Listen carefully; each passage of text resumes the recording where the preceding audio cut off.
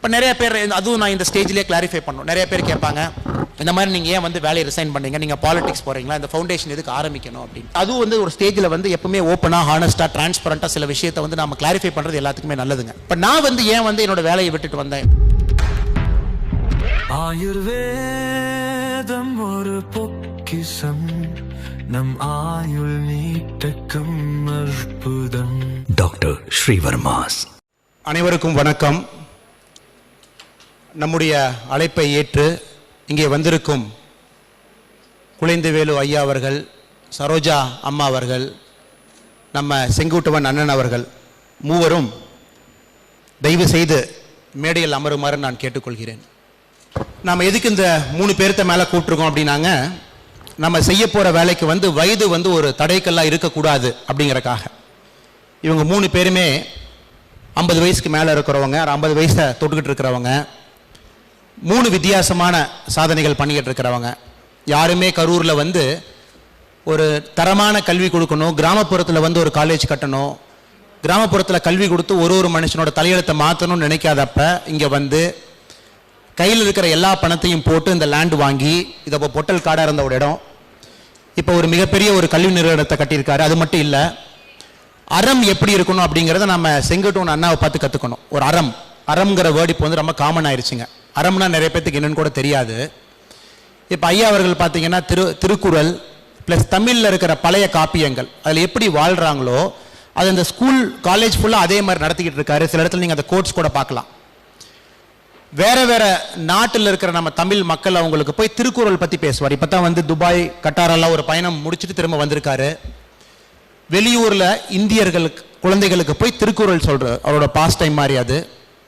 அவர் இது இல்லாமல் பிஸ்னஸ் பண்ணுறாரு. எல்லா பிஸ்னஸில் கூட பார்த்தீங்கன்னா அவர் ஃபஸ்ட்டு சொல்கிறது, நான் பிஸ்னஸ் பண்ணுறேன்னு சொல்ல மாட்டார். நான் வந்து ஒழுக்கமாக ரொம்ப சீர்மையாக வந்து தொழில் செய்கிறேன் அப்படின்னு பாருங்க. அதுக்கப்புறம் தான் அந்த பிஸ்னஸ். அவர் பெட்ரோல் பங்க் நடத்துறது, அவர் ஹோட்டல் நடத்துறது, கல்யாண மண்டபம் நடத்துறதுலாம் செகண்ட் தான். ஸோ இந்த மாதிரி ஒரு முக்கியமான நாளில் வந்து நம்ம செங்குட்டுவன் அண்ணா இங்கே இருக்கணும் நாங்கள் வேண்டி விரும்பி கேட்டுக்கிட்டோம். அண்ணன் இங்கே வந்திருக்காரு. ரொம்ப ரொம்ப நன்றிங்கண்ணா. நீங்கள் இடம் கொடுத்துருக்கீங்க, எங்கள் எல்லாருக்கும் ஒரு ஆப்பர்ச்சுனிட்டி பண்ணி கொடுத்துருக்கீங்க. ஸோ உங்கள் பொற்கரங்களில் இன்னைக்கு நீங்கள் வந்து இந்த தீபம் கூட ஏற்றிருக்கீங்க. நல்லா தான் நடக்கட்டும்.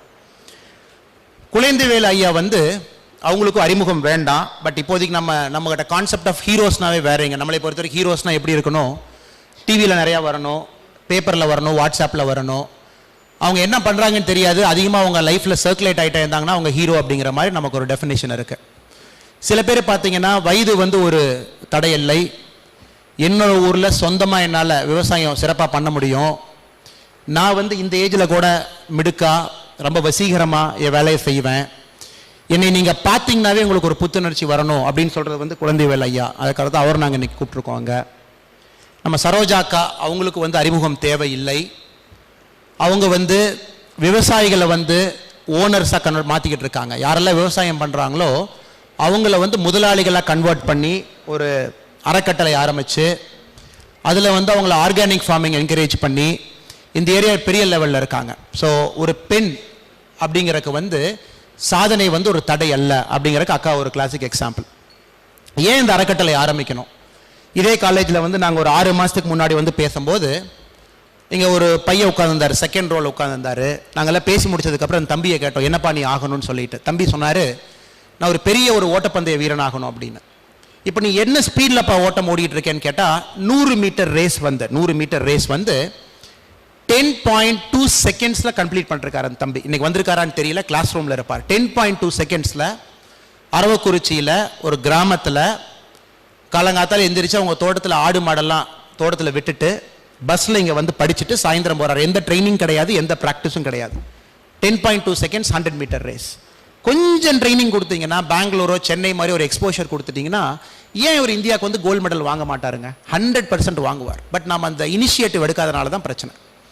இதே காலேஜில் இதே அரங்கத்தில் இன்னும் ஒரு தம்பி இருந்தார், 19 வயசு. என்னப்பா நீ ஆகணும் அப்படின்னா, எங்கள் ஊரில் வந்து நான் வந்து அவ்வளோ மரங்கள் நட்டிருக்கேன் அப்படின்னாருங்க. கிட்டத்தட்ட 1000 மரங்கள் நான் நட்டிருக்கேன், இன்னும் நான் 10,000 மரங்கள் நடணும், எனக்கு நீங்கள் கொஞ்சம் ஹெல்ப் பண்ணுறீங்களா அப்படின்னு அந்த தம்பி கேட்டார். நாங்கள் எல்லாத்தையும் கூட பேசுறதுக்கு நாங்கள் அலோவ் பண்ணல, பேசின சில பேர்களோட சாம்பிள் அது. ஸோ இளைஞர்கள் பார்த்தீங்கன்னா ஏகப்பட்ட ஒரு நம்பிக்கையில் தன்னம்பிக்கையில் நிறையா விஷயங்கள் செய்யணும் அப்படிங்கிற ஒரு ஆர்வத்தில் அதிகமாக ரூரல் ஏரியாவில் இருப்பாங்க. ஸோ நாங்கள்லாம் அதுக்கப்புறம் செங்கோட்டையன் அண்ணாட்ட பேசணும், அண்ணா ஒரு ஃபவுண்டேஷன் மாதிரி ஆரம்பிக்கணும், ஒரு தன்னார்வ அறக்கட்டளை மாதிரி ஆரம்பிக்கணும், இவங்கெல்லாம் படிக்கிறாங்க, பட் நம்ம கனெக்ட் பண்ணணுமேங்கண்ணா. நிறைய பேர் வேலை வாய்ப்பு இல்லாமல் இருக்காங்க, கொஞ்சம் சாஃப்ட் ஸ்கில். நமக்கு பெரிய பிரச்சனை என்னங்க, ஒரு இன்டர்வியூ போகும்போது இங்கிலீஷ் பேச தெரியாது, கிராமத்துலேருந்து வந்தனால. எனக்கும் ரொம்ப நாள் இங்கிலீஷ் பேச தெரியாது.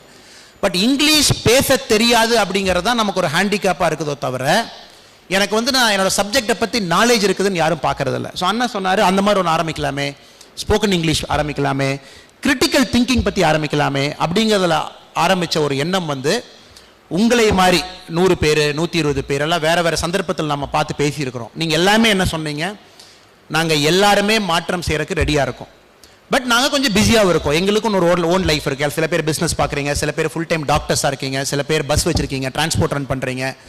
பட் எங்களால் ஃபுல் டைம் எடுத்தது நடத்த முடியாது, பட் எங்களால் சில மணித்துளிகள் கொடுக்க முடியும், சாட்டர்டே சண்டே கொடுக்க முடியும், எங்களால் கனெக்ட் பண்ண முடியும் அப்படின்னு நீங்கள் சொன்னனால இது உங்கள் எல்லாத்தையும் சேர்ந்து ஆரம்பித்த ஒரு அறக்கட்டளை, வி த லீடர்ஸ் ஃபவுண்டேஷன் சொல்லிட்டு ஆரம்பித்த கட்டளை.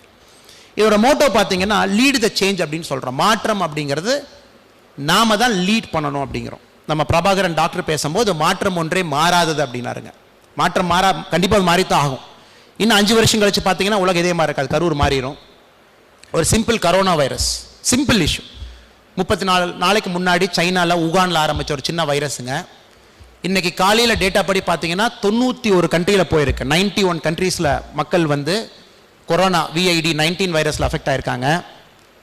1,94,000 பேர் ஹாஸ்பிட்டலில் இருக்காங்க மேஜர் கண்ட்ரீஸில். எல்லாருமே 8,400 பேர் இறந்து போயிருக்காங்க இந்த கொரோனா வைரஸ்னால. உலகமே பார்த்தீங்கன்னா ஒரு மாதிரி பீதியில் இருக்கு. பெங்களூரில் பார்த்தீங்கன்னா யாரும் கூட வீட்டிலேருந்து ரோடுக்கு வர்றதில்லை. இதெல்லாம் பார்த்தா என்ன தெரியுதுனாங்க, மாற்றம் கண்டிப்பாக மாறாத ஒரு விஷயம், மாற்றம் நடந்தே ஆகும்னு நமக்கு தெரியுதுங்க. நமக்கு இந்த மாதிரி நடக்கும்போது மட்டும்தான் நமக்கு தெரியுது, ஓ எல்லாம் பக்கத்து மனிதர்கள், ஜாதி பேதம் கிடையாது, ஹிந்து முஸ்லீம் கிடையாது, சைனா இந்தியா கிடையாது. ஏன்னா ஒரு நாட்டில் ஒரு சின்ன ஒரு அலர்ஜி ஆச்சுன்னா இன்னொரு நாட்டுக்கு வர்றது கப்புள் ஆஃப் மினிட்ஸுங்க, 3 நிமிஷம் 4 நிமிஷம் போதும். ஒரு சின்ன உதாரணம் கொடுத்தீங்கன்னா, பெங்களூரில் ஒரு நாளைக்கு 234 இன்டர்நேஷனல் ஃப்ளைட்ஸ் லேண்ட் ஆகுதுங்க, 234 ஃப்ளைட்ஸ் லேண்ட் ஆகுது. எவ்வளோ கனெக்டட் பாருங்க நம்மலாம். அதே மாதிரி தான் நம்ம எல்லாருமே கனெக்டட். நம்ம எல்லாம் வேற வேற ரீதியில் நம்ம டிவைட் ஆயிருக்கலாம். நீங்கள் பிஸ்னஸ் மேனாக இருக்கலாம், நான் சிவில் சர்வெண்ட், எக்ஸ் சிவில் சர்வெண்ட்டாக இருக்கலாம், டாக்டராக இருக்கலாம். பட் நம்ம ஒரு செயல்னு செய்யும் போது நம்ம எல்லாமே யுனைட் ஆகுறாங்க. ஸோ அதுக்காக நீங்கள் எல்லாம் வந்திருக்கீங்க, உங்களுக்கு பெரிய நன்றிகள் சொல்லணும். அது ஷார்ட் டைமில் லாஸ்ட் ஒரு 15 நாளில் 10 நாள் உங்களுக்கு இன்விடேஷன் கிடைச்சிருக்கும். நீங்களாம் வேறு வேறு வேலைகள் விட்டுட்டு ஓடி வந்திருக்கீங்க. உங்கள் எல்லாத்துக்குமே பெரிய ஒரு நன்றி. இதில் லீடர் ஃபாலோவர்னு யாரும் கிடையாதுங்க. அந்த பேப்பரில் கூட நாங்கள் எழுதியிருந்தோம். somebody has to coordinate, somebody has to lead. யாரோ ஒருத்தர் லீட் பண்ணணும். இண்டிவிஜுவலாக நீங்களாம் குழுக்கள் அமைச்சு அதுக்கு ஒரு 20-30 தலைவர்கள் வேணும், சின்ன சின்ன தலைவர்கள். உங்கள் ஏரியாவில் நீங்கள் லீட் பண்ணும்போது ஒருத்தர் கோஆர்டினேட் பண்ணணும். அதான் இதோட ஹோல் பர்பஸுங்க. நான் நிறைய இடத்துல பேசும்போதுங்க மகாத்மா காந்தியை ஒரு எக்ஸாம்பிளாக சொல்லுவேன். மகாத்மா காந்தி பார்த்தீங்கன்னா ஒரு 5 நிமிஷம் மகாத்மா காந்தி பற்றி பேசுகிறேங்க. ஏன் இந்த அறக்கட்டளை ரொம்ப இம்பார்ட்டன்ட் அப்படின்னு உங்கள் எல்லாத்துக்குமே தெரியும். ஒரு 1869 பிறந்த ஒரு மனுஷன், எல்லாத்துக்குமே தெரியும். 1869 பிறந்தார். ஒரு பெரிய ஒரு செல்வேந்தர் ஃபேமிலியில் பிறந்தார். அவங்க அப்பா கத்தியவார் பெனின்சுலாவோட சீஃப் மினிஸ்டருங்க. அவரோட அப்பா சௌராஷ்டிரா பார்ட் குஜராத்தில். காந்தி 21 வயசில் லாயர் படிக்க போகிறாரு, இங்கிலாந்து போகிறாரு. 23 வயசில் படிச்சுட்டு வர்றாருங்க. 1891 படிச்சுட்டு வர்றாரு. வந்ததுக்கப்புறம் பாம்பேயில் போய் லாயராக வேலை செய்கிறாரு 22 வயசில். இந்த பசங்க அதே வயசில் தான் இருக்காங்க. பாம்பேயில் ஃபர்ஸ்ட் கேஸ் காந்திக்கு வருது. அவருக்கு இங்கிலீஷில் பேச தெரியல. கிராஸ் எக்ஸாமினேஷன் காந்தினால பண்ண முடியல. ரொம்ப அவமானப்பட்டு கூனி குறுகி நம்மளால ஒரு கோர்ட்டில் கிராஸ் எக்ஸாமினேஷன் பண்ண முடியலையேன்னு சொல்லிட்டு காந்தி என்ன பண்ணுறாருங்க, அங்கிருந்து வெளியே திரும்ப சௌராஷ்டிராக்கே போகிறாரு. பாம்பேலேருந்தோ எனக்கு அந்த கோர்ட்ல எல்லாம் ஆர்கியூ பண்ண தெரியாது. எனக்கு நான் ஊரில் போய் சின்ன சின்ன டிராஃப்ட் எல்லாம் எழுதுறேன். அந்த லாயர் பார்த்தீங்கன்னா டிராஃப்ட் எழுதி கொடுப்பாங்க. அதில் 100 ரூபா 200 ரூபா 50 ரூபா என்ன வருதோ வாங்கிக்கிறேன்னு சொல்லிட்டு. அப்போ சவுத் ஆஃப்ரிக்காலேருந்து மேத்தான் ஒருத்தர் ஃபோன் பண்ணுறாரு, நீங்கள் சவுத் ஆஃப்ரிக்காவுக்கு வர முடியுமா? 1893 நீங்கள் சவுத் ஆஃப்ரிக்காவுக்கு வர முடியுமா? இங்கே ஒரு கேஸ் இருக்குது, நீங்கள் சால்வ் பண்ணுங்க. அது வரைக்கும் காந்தி பார்த்தீங்கன்னா உங்களை மாதிரி என்னை மாதிரி சாதாரண ஒரு மனுஷன்.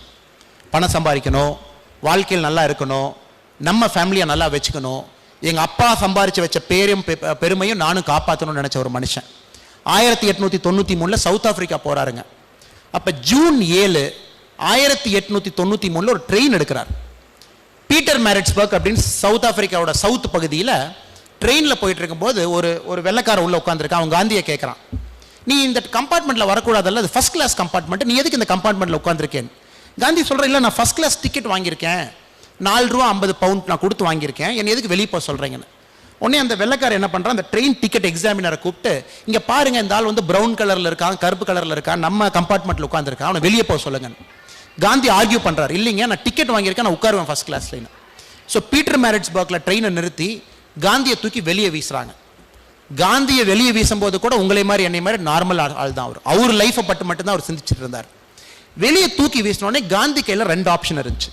பெட்டி படுக்கை எடுத்துக்கிட்டு திரும்ப நான் சவுத் ஆப்பிரிக்கா வேற ட்ரெயினை பிடிச்சி பணம் சம்பாதிக்கணுமா, இல்லை அந்த உலகத்தை மாற்றக்கு நான் நிற்கணுமான்னு சொல்லிட்டுங்க. ஃபுல் குளிரில் கடும் பனியில் ஜூன் 7, 1893 நைட் அந்த ட்ரெயின்லேயே பிளாட்ஃபார்மில் படுத்து தூங்குறார். அடுத்த நாள் காலையில் வர ஃபர்ஸ்ட் ட்ரெயினில் திரும்ப ஃபர்ஸ்ட் கிளாஸில் ஏறார். அங்கே இருக்கிற டிக்கெட் எக்ஸாமில் இன்னொருத்தர் இருக்கார், சண்டை போடுறாரு காந்தி, இல்லை நான் ஃபர்ஸ்ட் கிளாஸ் டிக்கெட் வாங்கியிருக்கேன், இந்த ட்ரெயினில் தான் போவேன் அப்படின்னு சொல்லிட்டு அவர் அலோவ் பண்ணுறார். அந்த ட்ரெயினிலிருந்து இறங்கின காந்தி வேற காந்தி, ட்ரெயினுக்கு உள்ளே போன காந்தி வேற காந்தி.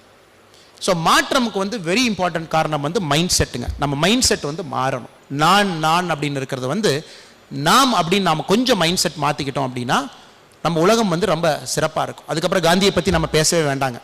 அவர் பண்ண சாதனைகள் ஏராளம். ஒரு நாட்டுக்கு மட்டும் சுதந்திரம் அல்ல, 2 நாட்டுக்கு வாங்கி கொடுத்த தலைவர். 1915 இந்தியா வர்றாரு, பாம்பேல இறங்குறாரு ஷிப்பில்.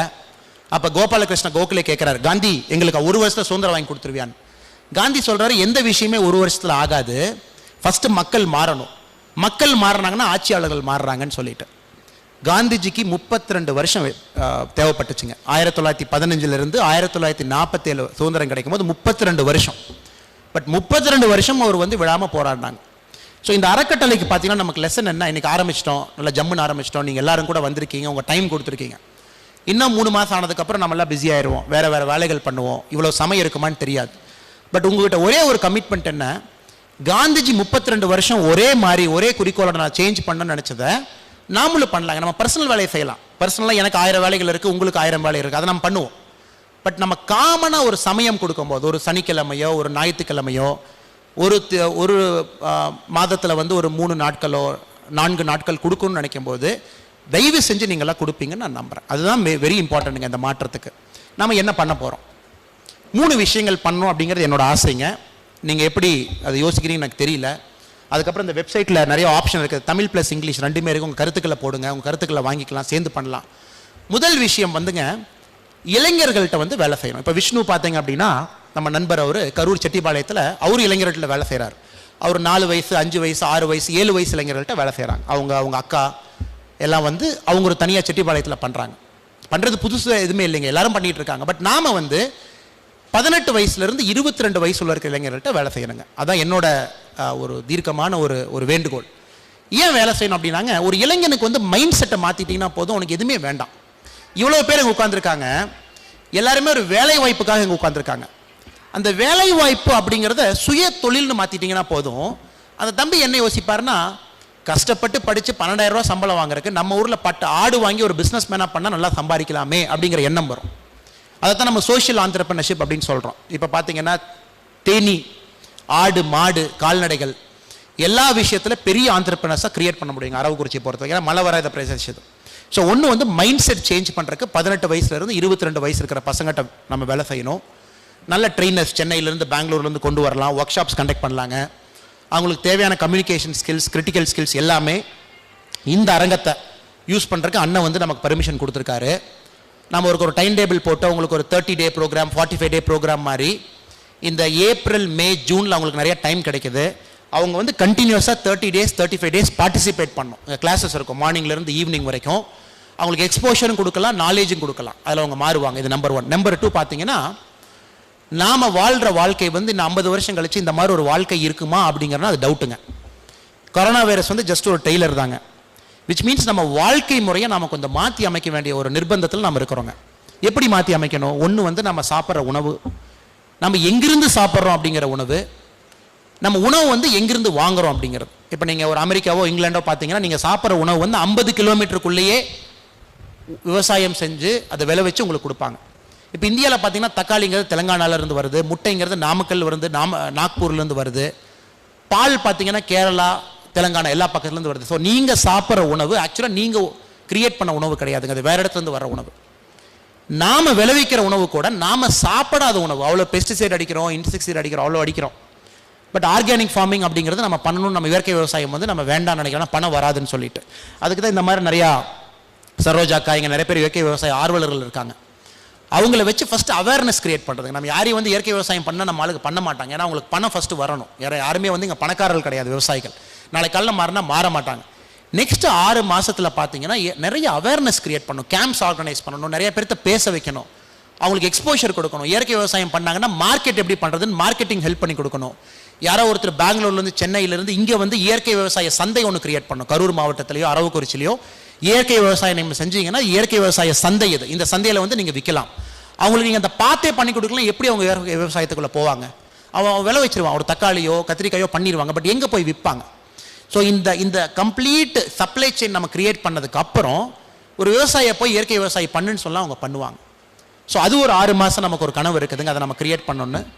3வது பார்த்தீங்கன்னா அரவக்குறிச்சி, கரூர், கோயம்புத்தூர் இந்த மாதிரி ஊரில் வந்து நிறைய ஆட்களை வந்து இங்கே வந்து பேச வைக்கணும்னு ஒரு ஆசைங்க. இப்போ என் கவி பேரரசு வைரமுத்தோரை கூட்டிகிட்டு வந்து பேச வைக்கணும், நல்ல சினிமாவில் இருக்கிற அறிஞர்களை கொண்டு வந்து பேச வைக்கணும், இலக்கியவாதிகளை அவங்கள பேச வைக்கணும், வித்தியாசமான வாழ்க்கை வாழ்கிற ஆட்களை பேச வைக்கணும். அவங்களாம் பார்த்தீங்கன்னா சிட்டியில் தான் பேசுகிறாங்க.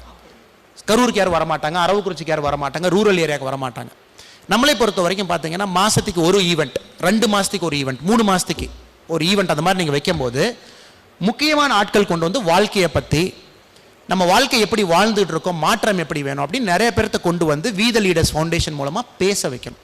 ஸோ பேசும்போது என்ன ஆகுனாங்க, கேட்க மக்கள் கொஞ்சம் கொஞ்சமாக மாறுவாங்க. நம்ம சில விஷயங்கள் வந்து ஆக்ஷன் பண்ணுறோம், சில விஷயங்கள் வந்து பேச்சில் இருக்கும். ஸோ 2 காம்பினேஷன் மட்டும்தான் நம்மளை பொறுத்த வரைக்கும் மாற்றம் வரும் அப்படின்னு சொல்லிட்டுங்க.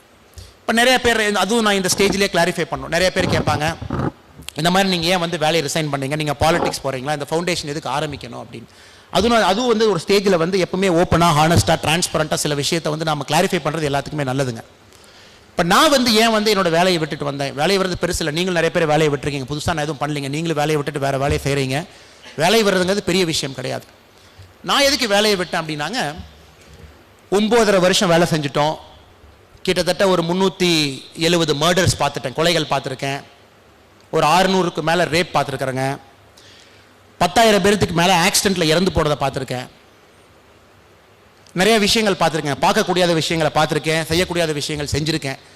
9.5 வருஷத்தில் என் தர்மம் அது பண்ணியாச்சுங்க அது.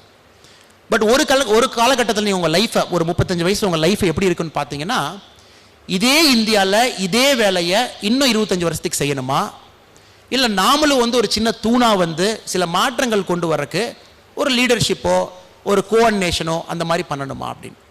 ஏன்னா பல இந்தியாவில் நம்ம யோசிச்சுட்டு இருக்கிறோங்க. ஒரு சின்னதாக ஒரு உதாரணம் கொடுக்குறோன்னா, நான் எஸ்பியாக இருக்கும்போது ஒரு அம்மா என் ஆஃபீஸ்க்கு வந்தாங்க, சார் என் புருஷனை அடிச்சுக்கிட்டே இருக்காங்க சார், கொஞ்சம் சால்வ் பண்ணி கொடுங்க அப்படின்னு. நான் இன்ஸ்பெக்டர் என்ன சொன்னேன், போய் அந்த ஆளை கூட்டிகிட்டு வாயா அப்படின்னு. அந்த ஆள் வந்தார். நம்ம இன்ஸ்பெக்டர் ஓங்கி ஒரு அப்பு விட்டார் அவருக்கு, ஏன் அவன் பொண்டாட்டி அடிக்கிற நீ சாயந்தரம் அப்படின்னு. அவன் சொன்னான், சார் என் பொண்டாட்டி சொல்கிற பிரச்சனையை மட்டும் நீங்கள் கேட்குறீங்களே சார், நான் சொல்கிற பொண்டாட்டி பிரச்சனையும் கேளுங்க சார் நீங்கள் அப்படின்னா. சார் இது வாஸ்தவமான பேச்சு தான், உனக்கு என்னையா பிரச்சனை அப்படின்னா, சார் நான் வந்து ஒரு கார்மெண்ட் இண்டஸ்ட்ரியில் வந்து வேலை செய்கிறேன், 350 ரூபா எனக்கு கூலி, டெய்லி எனக்கு கூலி கொடுப்பாங்க, 10 மணி நேரம் 11 மணி நேரம் வேலை செய்வேன் சார், 6:30 மணிக்கு வேலை முடிஞ்சோடனே உடம்பெல்லாம் வலிக்கும், ஒரு டாஸ்மாக் மாதிரி கர்நாடகாவில் இருக்கிற ஒரு மது அருந்துதல் கடையில் போய் ஒரு கோட்டரை வாங்கிக்குவேன் சார், குடிச்சிக்குவேன், அப்போ தான் எனக்கு அந்த வலி போகும். வீட்டுக்கு போனவுடனே பொண்டாட்டி சும்மா இருக்க மாட்டா சார், ஆரம்பிச்சிருவா, ஏதாச்சும் ஒன்று பேசுவா, இன்றைக்கி குடிச்சிட்டு வந்துட்டான் பாரு, இவன் சரியில்லைன்னு சொன்னோடனே எனக்கு கோவம் வந்துரு சார், அந்த அம்மாவை அடிப்பேன். நீங்கள் அந்த அம்மாவை நான் அடிக்கக்கூடாதுன்னா நான் குடிக்கிற மது பிரச்சனையை சால்வ் பண்ணி கொடுங்க சார். இதனோட பயங்கரமாக இருக்கேன், நாம் ஒரு பிரச்சனையை சால்வ் பண்ணப்போ இன்னொரு பிரச்சனைக்கு போகிறோமே.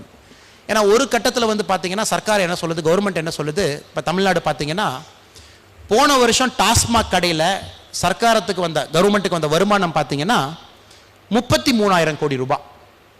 இது வந்து நம்ம கவர்மெண்ட்டில் வர்ற வருமானத்தில் 5ல் 1 பங்கு வந்து மதுலிருந்து வருதுங்க, நம்ம குடிக்கிற குடியிலிருந்து வருது. எல்லா கலெக்டருக்கும் மாதம் ரிவ்யூ மீட்டிங் போடுறோம், என்னப்பா கரூரில் இந்த மாதம் மது கொஞ்சம் கம்மியாக சேல் ஆகிட்டு இருக்கே, கொஞ்சம் ஜாஸ்தி பண்ண கலெக்டர்னு சொல்லிட்டு ரெவென்யூ மினிஸ்டர் மீட்டிங் போடுவார், கலெக்டரோட பெர்ஃபார்மன்ஸ் வந்து மெஷர் பண்ணுவாங்க. இது வந்து எல்லா ஸ்டேட்லேயுமே நடக்கிறது, தமிழ்நாடு, கர்நாடகா, ஆந்திரா, கேரளா, அவங்களாம் பயங்கரம். கேரளாவில் பார்த்தீங்கன்னா ஓணத்தில் மட்டும் 3,000 கோடி ரூபாய் குடிப்பாங்க, ஓணம் அன்னைக்கு மட்டும் 3,000 கோடி ரூபாய் குடிச்சிட்டு போய் அவ்வளோ கலாட்டாக பண்ணுவாங்க. ஸோ நம்ம வந்து எத்தனை நாள் வந்து இந்த பொண்டாட்டி பிரச்சனையை சால்வ் பண்ணிகிட்டு இருக்கிறது, சமுதாய பிரச்சனையை சால்வ் பண்ணுறதுக்கு நாமே உந்துதலாக இருக்கக்கூடாது, அது ஒரு காரணம். மது பிரச்சனையை வந்து கை வைக்கணும். இந்த மாதிரி பார்த்தீங்கன்னா எல்லா பிரச்சனையும் நீங்கள் பார்த்தீங்கன்னா டீப்பாக டெப்த்தாக வேரில் பார்த்தீங்கன்னா இன்னொரு பிரச்சனை இருக்குது. அதனால தான் இந்த பிரச்சனை மேல்மட்டமாக நமக்கு தெரியுது. ஒரு போலீஸ்காரன் சால்வ் பண்ணுறது மேலே இருக்கிற பிரச்சனை, பட் கீழே இருக்கிற பிரச்சனை கம்ப்ளீட்டாக வேறு. அந்த பயணத்தை ஆரம்பித்து நம்ம மேங்களூரில், உடுப்பியில், கர்நாடகாவில் சில இடத்துல வந்து நம்ம குழுக்கள் வந்து வேலை செஞ்சுட்டு இருக்காங்க. எல்லா இடத்துலையுமே போகிறோம், பேசுகிறோம், சில விஷயங்கள் நாங்கள் பண்ணுறோம். நமக்குன்னு வந்து அன்ஆர்கனைஸ்டாக கர்நாடகாவில் எதுவும் நாங்கள் ஆர்கனைஸ்டாக பண்ணல, அன்ஆர்கனைஸ்டாக எல்லா இடத்துலையும் வேலை செய்கிறோம். அதே மாதிரி தமிழ்நாட்டில் ஏன் நம்ம சொந்த ஊர், நம்ம பிறந்த கரூர்லேருந்து உங்களே மாதிரி நல்லவர்களை கூட சேர்த்துக்கிட்டு நம்ம இதை ஆரம்பிக்கக்கூடாது அப்படிங்கிறது தான் என்னங்க. இதில் வந்து முன்னாடி பின்னாடி எதுவுமே கிடையாது. சிம்பிள் இஷ்யூ என்னென்னா சேஞ்ச் நடக்கணும். இப்போ நிறைய பேர் கேட்குறாங்க, பாலிடிக்ஸ் போவீங்களா, பாலிடிக்ஸ் ஏன் போகக்கூடாது அப்படின்னு சொல்லிட்டு. இப்போ அரிஸ்டாட்டில் சொன்ன மாதிரிங்க, ஒரு மனுஷனோட highest level of public service வந்து பாலிடிக்ஸ்லாம் பண்ண முடியுங்க. சில பஞ்சாயத்து தலைவர்கள் கூட இங்கே இருக்காங்க. பட் இப்போ இருக்கிற பாலிடிக்ஸ் வந்து ரொம்ப கெட்டு போய் ரொம்ப நாசமாக வெள்ளையும் போட்டுக்கிட்டு ஒரு ஃபோட்டோவை பாக்கெட்டில் வச்சுக்கிட்டு முன்னாடி 10 பேர் பின்னாடி 10 பேர், எலெக்ஷன் அன்னைக்கு காலையில் 1000 முன்னாடி நாள் 500, அந்த மாதிரி பாலிடிக்ஸ் பண்ணுறதில் கண்டிப்பாக பாலிடிக்ஸ் பண்ணணும்னு எனக்கு ஆசை கிடையாதுங்க. பட் நல்லவர்கள் கூப்பிடும்போது நல்ல ஒரு மாற்றத்துக்காக நல்லா நமக்கு ஒரு பாதை தெரியுது, வித்தியாசமாக ஒரு அப்ரோச் இருக்குது, ஒரு அணுகுமுறை இருக்குன்னா நான் மட்டும் இல்லை, கண்டிப்பாக நீங்களும் ஒரு நாள் பாலிடிக்ஸ் வந்து தான் ஆகணும். அது வந்து நீங்கள் யாரும் தடுக்க முடியாத ஒரு சக்தி. அது இப்போ இருக்காது, 5 வருஷம் கழிச்சிருக்கலாம், 10 வருஷம் கழிச்சிருக்கலாம். பட் இப்போதைக்கு ஃபீல்டில் அந்த மாதிரி யாரும் இல்லைங்க. அந்த மாதிரி ஒரு தலைவன் வந்து நமக்கு வித்தியாசமான ஒரு பாதை இருக்குது, இந்த பாதையில் போனால் நாட்டை மாற்றலாம்னு நினைக்கும் போது கண்டிப்பாக நீங்களும் சரி நானும் சரி இல்லைன்னு சொல்லக்கூடாது. அன்றைக்கி அது நம்மளோட கால், அது நம்ம அழைப்பு, அது வரும்போது போகலாங்க. அதுக்குன்னு ரொம்ப நேரம் இருக்குது. பட் இது வந்து எந்த காரணத்துக்கும் ஒரு பொலிட்டிக்கல் ஃபவுண்டேஷன் கிடையாது. ஆனால் பாலிடிக்ஸ் உள்ள கொண்டு வந்துட்டோம் அப்படின்னா நம்ம செய்ய போகிற எண்ணங்கள் வந்து நம்ம செய்கிற இதில் வந்து நடக்காதுங்க. It might take a very different turn. So நம்ம எல்லாரும் கூட வேறு வேறு பார்ட்டியில் நீங்கள் இருந்தால் கூட நம்ம ஃபவுண்டேஷனுக்குள்ளே வரும்போது நம்மளோட ஒரே நோக்கம் வந்து நம்ம ஊரில் ஃபஸ்ட்டு ஒரு சின்ன மாற்றத்தை ஏற்படுத்த முடியுமா. காந்திஜி அவர் 1893 ஜூன் 7 அந்த பிளாட்ஃபார்மில் நைட்டு தூங்கிட்டு காலங்காத்தால் எந்திரிச்ச போது டிஃப்ரெண்ட் காந்தி, சேம் காந்தி இல்லைங்க. அதே மாதிரி இந்த ஃபவுண்டேஷனில் வந்து நம்ம வேலை செய்ய ஆரம்பித்து நம்ம வெளியே போனால் வேறமான ஒரு மனிதர், அதே மனிதர் கிடையாது அப்படிங்கிறது தான் என்னோட மிகப்பெரிய ஒரு வேண்டுகோள் உங்கள் எல்லாத்துக்கும் கூடங்க. ஸோ அதான் காரணம், இதுதான் என்னங்க, இதுதான் வந்து விஷயம். இந்த மாதிரி நீங்கள் ஃபவுண்டேஷனில் ஆரம்பிக்கிறீங்க, உங்களுக்கு நிதி உதவி எங்கேருந்து வருது? இப்போ நிதி உதவிகள் பார்த்தீங்கன்னா நம்ம நாட்டை பொறுத்த வரைக்கும் எல்லா கார்பரேட்ஸுமே 2018 அவங்களோட வருமானத்தில் 2% வந்து அவங்க சிஎஸ்ஆர் கொடுக்கணும்னு சொல்லிட்டு சர்க்காரம் வந்து ஒரு ரூல் போட்டிருக்காங்க. சென்ட்ரல் கவர்மெண்ட் வந்து 2% ஆஃப் யுவர் ப்ராஃபிட்ஸ், நீங்கள் 100 கோடி ரூபாய்க்கு மேலே பண்ணுறீங்க அப்படின்னா 2%க்கு மேலே வந்து நீங்கள் மக்களுக்கு திரும்ப செலவு செய்யுங்கன்னு சொல்லிட்டு.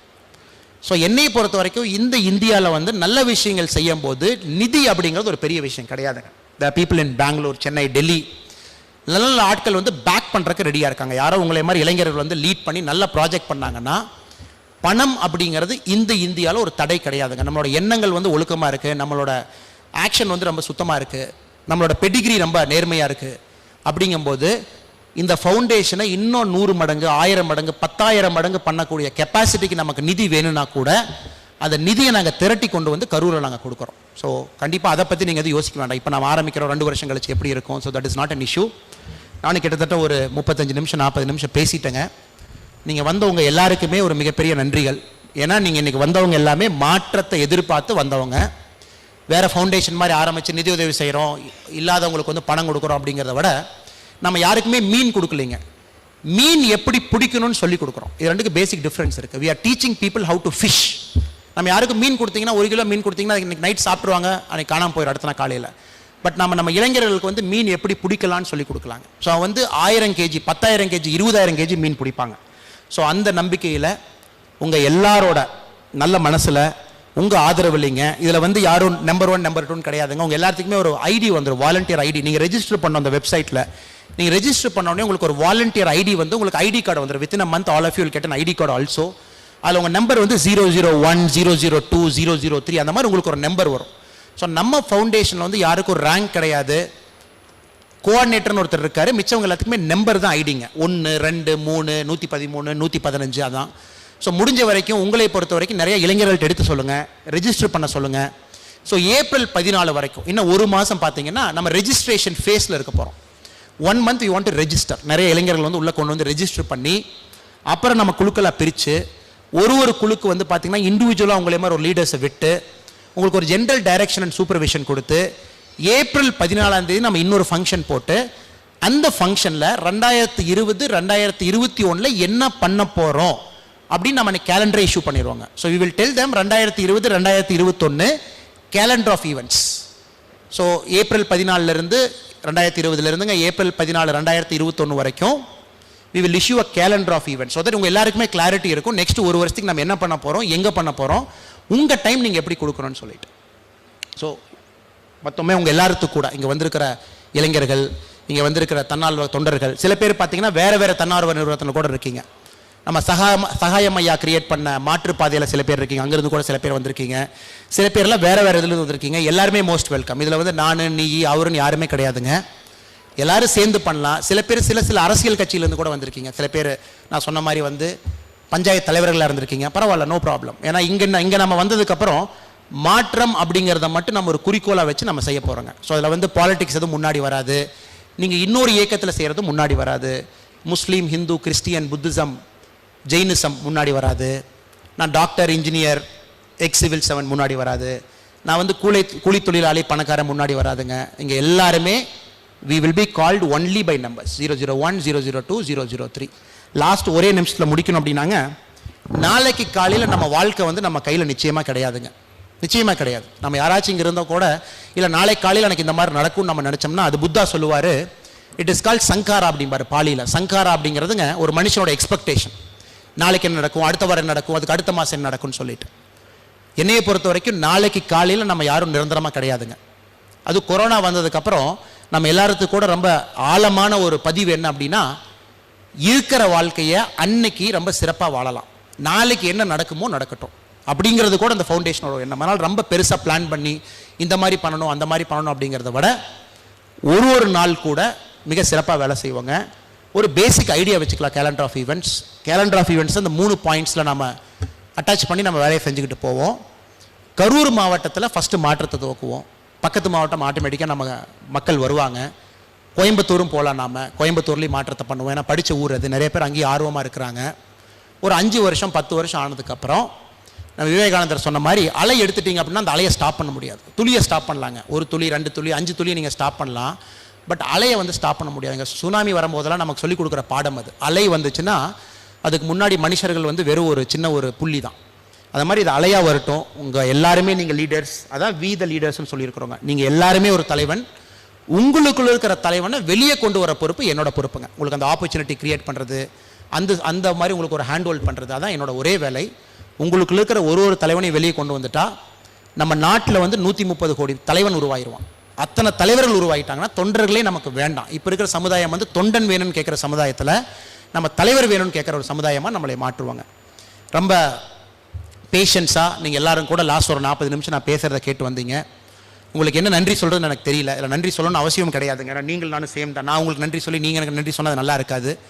நம்ம வேலையில் நம்ம பண்ணுற நேர்த்தியான திட்டத்தில் நம்ம யாருன்னு காட்டுவாங்க. யாருக்கும் ஈகோ ப்ரூவ் பண்ணணும்னு அவசியம் கிடையாதுங்க. ஹம்பிளாக ஈகோ இல்லாமல் சின்ன வேலைகள் அங்கங்கே செஞ்சுக்கிட்டு வரலாங்க. So thank you so much. மற்றும் ஒரு முறை நம்ம செங்கோட்டுவன் அண்ணா அவர்கள், குழந்தைவேல் ஐயா அவர்கள், மேடையில் இருக்கும் நம்ம அக்கா அவர்கள், சரோஜா அக்கா அவர்கள், இங்கே இருக்கிற ஒரு மனிதர்கள் அவர் கூட, இங்கே இருக்கிற இளைஞர்கள் அவங்க எல்லாத்துக்கும் கூட என்னோட நன்றிகள் நான் உங்களுக்கு சொல்லிடுறேன். Thank you so much. மாற்றம் ஆக்சுவலாக உருவாயிருச்சுங்க. நான் போய் எக்ஸிக்யூட் மட்டும்தான் பண்ணணும். ஆண்டவன் நம்ம எல்லாத்தையும் ரொம்ப நல்லா பார்த்துக்கிட்டுங்க. Thank you so much. உலக தமிழ் சொந்தங்களுக்கு வணக்கம். நான் ராஜவேல் நாகராஜன். பேசு தமிழா பேசு வலையொலியுடைய வளர்ச்சிக்கு நீங்களும் உறுதுணையாக இருக்கணும்னு நினச்சிங்கன்னா இந்த வீடியோடைய டிஸ்கிரிப்ஷனில் இருக்கக்கூடிய ரேசர் பே லிங்கை கிளிக் பண்ணுங்கள். அந்த லிங்க்கில் போயிட்டு உங்களுக்கு விருப்பமான தொகையை பேசு தமிழா பேசுவனுடைய வளர்ச்சிக்கு உங்களுடைய பங்களிப்பாக நீங்கள் கொடுக்கலாம். நன்றி, வணக்கம்.